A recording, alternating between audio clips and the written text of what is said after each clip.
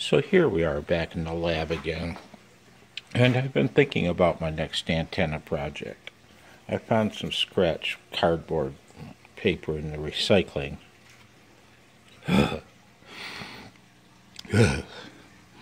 So what I think I'm going to do here is what I was God, I'm shaky. I'm going to switch hands. Hang on. You love these videos. God, make you seasick, man.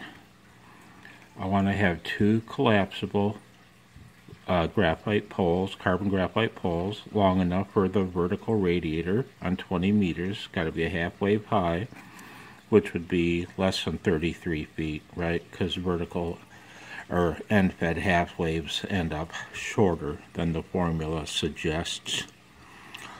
And I was thinking about placing an on there and an on there, and having a standing wave ratio of 2 to 1, and having these each be 100 ohms, having an on combiner in the middle, which will give you a 50 ohm.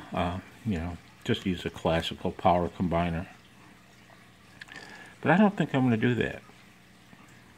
that. These will be real small, lightweight tripods. I want this whole thing to collapse down and be able to easily be carried in using a few fingers.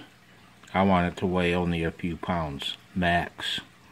The wire I'm using will be that incredibly chintzy speaker wire. I think I'm going to have 50 ohms at this point on each one. That way, if you wanted to run two separate coax runs to your power combiner, you could. But I want one run of coax to the middle. Wouldn't have to be in the middle. You could run it to one side as long as these links are the same.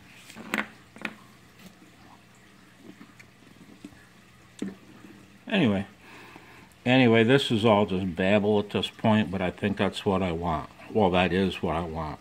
Two half-wave end-fed vertical radiators on 20 meters, spaced a proper distance apart and driven properly to achieve a wicked beam. No need for a 30-foot utility trailer with dual axles to tow your tower to the field day site. That's what I'm saying.